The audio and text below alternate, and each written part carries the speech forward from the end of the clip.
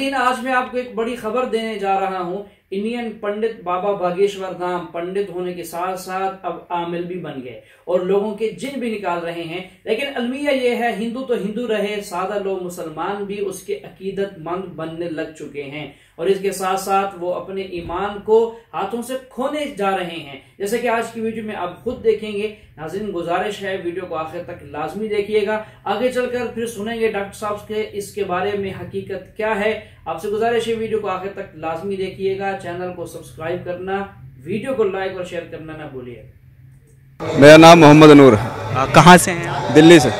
बागेश्वर धाम से आपका कैसे जुड़ना हुआ, पूरी चीज़ डिटेल में बताएं। एक मेरा दोस्त था, उसके जरिए उन्होंने मुझे जुड़वा दिया उनसे। तो मतलब कब से आ रहे हैं आप? मैं मार्च से आ रहा हूँ। मतलब आपने कैसे मन बनाया कि आपको बागेश्वर धाम से ही जुड़ना है? ऐसे तो इंडिया में बहुत सारे गुरु, मतलब हर गुरु के पास गया, कहीं काम नहीं बना जब मैं यहाँ पे आया। तो कहाँ कहाँ गए? मैं शनि धाम गया और बहुत जगह गया, मतलब कहीं काम नहीं बना, फिर मैं यहाँ पे आया। आपके धर्म में भी बहुत सारे हैं, गुरु हैं, धर्म गुरु हैं, यानी कि मौलाना है, तो आप वहाँ उनसे कांटेक्ट नहीं करा? इतनी शक्ति किसी के पास नहीं है। मैं वही पूछ रहा हूँ कि आपको ऐसा इनके अंदर क्या लगा था कि आप इनसे जुड़ गए? मेरा मन एकदम से हो गया तो मैंने इन्हें मान लिया। पर्चा कब बना था? पर्चा मैंने 7 महीने के बाद बना। 7 महीने का पर्चा दिखा सकते हैं आप? ये है आपका पर्चा जी। तो अच्छा, जैसे सर एक बार बताएं, ये जो इन्होंने लिखा था, जो ये पर्चा था, जो भी गुरुजी ने ये चीज़ें लिखी थी, तो ये सारी एज इट इज़ यही थी? हाँ, यही थी। आपको जैसे आपने क्या मन बनाया था? आपने को कहीं से पता चला होगा, जुड़ने की एक वजह होती है ना? मेरे दोस्त ने बताया था यहाँ के बारे में कि लोग वहाँ पे चले जाओ, तुम्हारा सब काम बन जाएंगे, तो मैं जुड़ गया फिर आगे। अच्छा, क्या प्रॉब्लम क्या थी आपकी? मतलब भूत प्रेत का चक्कर था, जिन का चक्कर था, और कोई चक्कर नहीं था। तो वो चीज़ फ़र्क महसूस हुई है? अभी तो महसूस नहीं हुई, अभी तो आना चालू हुआ है, लेकिन धीरे धीरे ख़त्म हो जाएगी। और जो लोग हैं उनको आप जो अभी बागेश्वर से नहीं जुड़े हैं, या फिर ऐसे लोग हैं जो बागेश्वर धाम की बुराई करते हैं, उनको आप क्या कहना चाहते हैं? बागेश्वर धाम तो सदाबहार है भाई, हमेशा रहेगा ऐसा। सही दरबार अच्छा है और सब काम बनते हैं लोगों के, जो बुराई करता है वो बेकार है। अच्छा, जैसे सर एक बात बताइए, जैसे आप यहाँ से जुड़े तो आपके धर्म वाले लोग भी आपकी बुराई करते होंगे या कह रहे होंगे? हाँ, बुराई करते हैं, लेकिन मुझे उससे फ़र्क नहीं पड़ता। आपके घर में कौन कौन हनुमान जी का भक्त है या बागेश्वर धाम आता है? खाली मैं ही भक्त हूँ अपने घर में। हिंदू धर्म के बारे में क्या कहना चाहते हैं? हिंदू धर्म भी सही है और हिंदू राष्ट्र भी बनना चाहिए, मेरा कहना ये है। गुरुजी आपको कैसे लगते हैं? वो तो मासूम बच्चे की तरह लगते हैं। तो जैसे आप मस्जिद वगैरह अभी भी जाते हैं? नहीं, जाता हूँ, वैसे मस्जिद भी जाता हूँ, ऐसी बात नहीं। धर्म किसी का भी हो, उसमें कोई बुराई नहीं, बुराई भी नहीं है। नहीं, बुराई नहीं, मैं जाता हूँ, मस्जिद भी जाता हूँ। तो जैसे वहाँ के जो मौलाना थे, उनके पास आप गए थे तो उन्होंने नहीं हटा पाया? उन्होंने किसी ने नहीं हटा पाया, उन्होंने तो पैसे ठग लिए। अभी मैं चर्च में गया तुम्हारे, चर्च में गए? वीरेंद्र सिंह का चर्च है, उन्होंने 50,000 ठगे थे मेरे से, कोई काम नहीं हुआ। उसके बाद मैं एक मुल्ला जी के पास गया, उन्होंने लिए 30,000 रुपये, कोई काम नहीं बना। फिर आप यहाँ आए? हाँ, फिर मैं यहाँ आया। तो धीरेन्द्र शास्त्री जी ने तो नहीं पैसे लिए? नहीं नहीं, उनके किसी सेवादार? नहीं, किसी ने पैसे नहीं लिए। जो आपको प्रॉब्लम है, नेगेटिव एनर्जी जो है, अब आपको परेशान करती है? अभी तो कर रही थी, अभी पहली पैसी है, लेकिन मुझे लगता है कि सब खत्म हो जाएगा धीरे धीरे। गुरुजी ने बोला है कि? हाँ, बोला, गुरुजी ने बोला कि मुझ पे छोड़ दो। तो बागेश्वर धाम आते रहोगे आप? हाँ, मैं आता रहूँगा हमेशा। जैसे मेरे व्यूअर्स ये जानना चाहते हैं, ऐसा आपने यहाँ पे क्या देखा था कि आप मतलब बोल रहे हैं कि इससे अच्छा कोई चीज़ है ही नहीं? यहाँ पे मतलब देखा, यहाँ सबसे पहले तो गुरुजी को देखा, उनमें शक्ति है, बहुत बड़ी हनुमान जी की शक्ति उनके पास, वो कुछ भी कर सकते हैं। गुरुजी तो भाई अच्छे हैं, मासूम से हैं, उनसे अच्छा है ही नहीं कोई। वो तो भगवान की उन पर हनुमान जी तो दिखते हैं सामने उनके, तो उनसे बड़ा है ही नहीं कोई, और हिंदू राष्ट्र भी बन के ही रहेगा। और डॉक्टर साहब, मैं जानना चाहता हूँ, मैं पहले भी आपको बता चुका हूँ, जो मैं इस्लाम में चलूँ तो जैसा आपको मैं बताया, ये जो दरगाह वगैरह, ये मैं मान के चलूँ कि नहीं चलूँ? मैं आपका मुंह से जानना चाहता हूँ। जैसे खुदा ने आपको चुना है ना, तो आप मुझे बता दीजिए। भाई साहब ने सवाल पूछा है, उनने कहा है कि पहले भी सवाल पूछा था और मेरा ही पूछना चाहते हैं कि इसके बारे में किसने कहा। वो पहले बुत परस्ती करता था, फिर कहा कि दरगाह में जाने लगा, तो वो पूछना चाहता है दरगाह के बारे में। मैंने कुरान मजीद पढ़ा हूँ, कुरान मजीद में मुझे कोई भी आयत नहीं मिली जिसमें लिखा है धागा बांधना चाहिए। कुरान मजीद में कई भी आयत नहीं जिसमें लिखा है दरगाह जाना चाहिए। लेकिन अल्लाह के रसूल ने कहा है कि आप कब्र पे जाओ, कब्र पे जाएंगे तो आपको आखिरत का एहसास होगा कि आप आखिरत में कहाँ होंगे। इसीलिए कब्र पे जाना अच्छी बात है। आप उस शख्स के लिए दुआ कर सकते हैं। You can pray for him but you can not pray to him और थ्रू हिम। आप जब किसी के कब्र पे जाते हैं तो कब्र पे जाके उसके लिए दुआ कर सकते हैं, उसको या उसके जरिए नहीं कर सकते। मैं अपने होश और आवाज़ से इस्लाम को कबूल करता हूँ।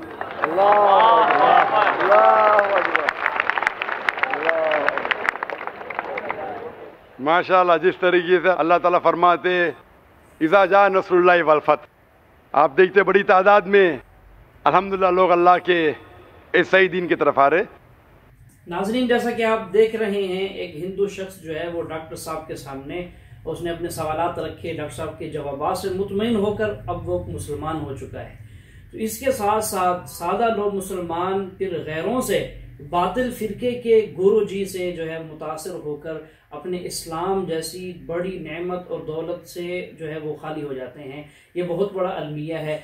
तो नाज़रीन, अपने ईमान की हिफाजत करना बहुत लाजिम है कि जब हम दुनिया से रुखसत हों तो ईमान की हालत में रुखसत हों। अल्लाह ताला से जब ईमान की हालत में मुलाकात करेंगे तो आखिरत के सारे मराहिल में हम कामयाब होंगे। बसूरत दीगर बहुत बड़ी परेशानी और नाकामी का सामना करना पड़ेगा। चलिए आगे सुनते हैं मजीद डॉक्टर साहब क्या कहते हैं। भाई साहब, आप मानते हैं कि अल्लाह एक है? हाँ। आप मानते हैं कि अल्लाह एक है? हाँ, एक है। आप मानते हैं कि बुत परस्ती गलत है? गलत है। आप मानते हैं कि मोहम्मद सल्लल्लाहु अलैहि वसल्लम आखिरी पैगंबर है? हाँ। यस। आपको इस्लाम कबूल करने पे कोई भी ज़बरदस्ती कर रहा है? नहीं नहीं नहीं नहीं। कोई भी माली दबाव? नहीं नहीं नहीं। कोई भी फिजिकल दबाव? कोई धमकी दे रहा है? नहीं नहीं, बिल्कुल नहीं ना, क्योंकि इस्लाम को ज़बरदस्ती से किसी से कबूल कराना, ज़बरदस्ती से इस्लाम कबूल कराना इस्लाम में हराम है, ला इकराह फिद्दीन। लेकिन कोई दिल से करना चाहता है तो कर सकता है। आप अपने दिल से करना चाहते हैं? मैं अपने दिल से कर रहा हूँ। माशाअल्लाह। तो मैं अरबी में कहूँगा, उसको आप दोहराइए।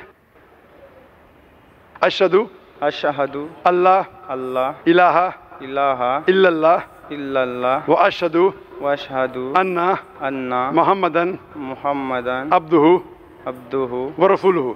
रसूलुहु। मैं गवाही देता हूँ मैं गवाही देता हूँ कि अल्लाह के अलावा अल्लाह के अलावा कोई माबूद नहीं कोई माबूद नहीं और मोहम्मद सल्लल्लाहु अलैहि वसल्लम उसके बंदे और पैगंबर है।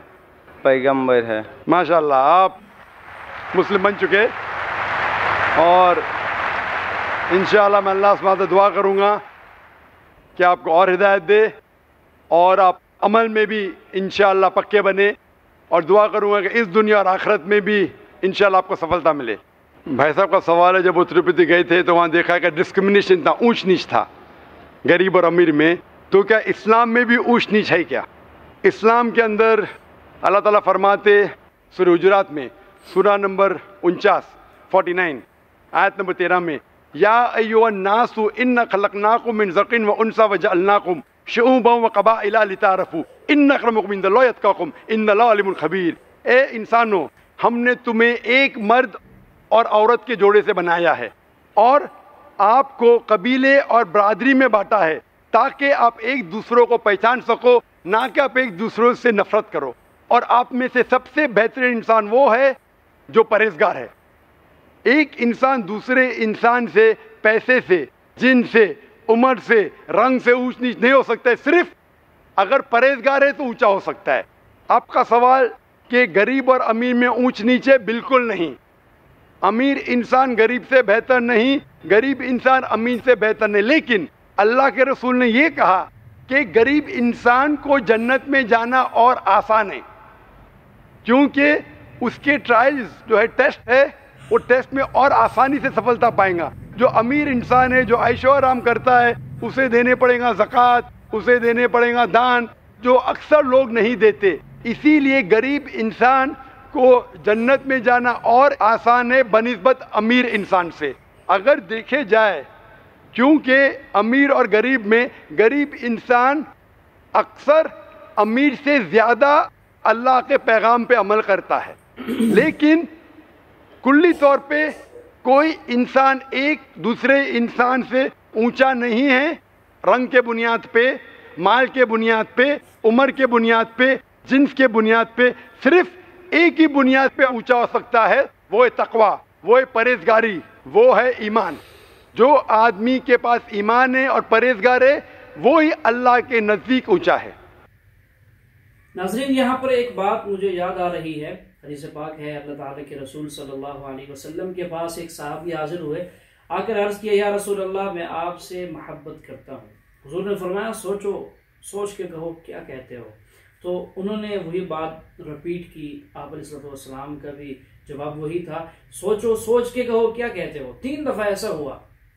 तीनों दफा वो शख्स ये कहते रहे कि मैं आपसे अल्लाह के लिए मोहब्बत करता हूँ। तो नबी अलैहिस्सलाम ने इरशाद फरमाया, अब तुम इंतजार करो, फ़क्र फाका जो है वो तुम्हारे चौखट पर आकर रहेगा। यानी कि जब बंदा दीन इस्लाम पर चलता है, हक राह इख्तियार करता है, तो रास्ते में रुकावटें, तकालीफ, परेशानियां, मसाइब, आलाम ये इंसान के ऊपर आते हैं।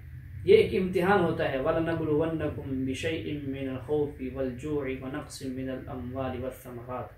अल्लाह ताला मुख्तलिफ तराइक़ से इंसान को आजमाते हैं। तो इन तरीक़ों में अगर हम सब्र से, इस्तिक़ामत से और हिम्मत से काम लेंगे तो आखिरत में हमारे लिए नजात और कामयाबी होगी। जैसा कि आता है कि जब मोमिन को, जिसने दुनिया में परेशानियां ही परेशानियां देखी, खुशी देखी ही नहीं है, जन्नत में जब उसको दाखिल किया जाएगा, वो दाखिल होगा तो एक चक्कर लगाएगा जन्नत का, तो उसको दुनिया की वो मशक्क़तें, मुसीबतें और परेशानियां जो थी वो इस तरह भूल जाएंगी कि कभी याद भी नहीं आएंगी कि मैं इन परेशानियों से गुजर के आया हूँ। तो इसलिए हमें चाहिए कि ईमान की हालत में अल्लाह ताला से आफियत भी मांगें और अल्लाह ताला के अहकामात पर भी अमल करें, साथ साथ ईमान की हालत में मौत अल्लाह से मांगते रहें। अल्लाह ताला हम सबको ईमान की हालत में मौत नसीब फरमाए।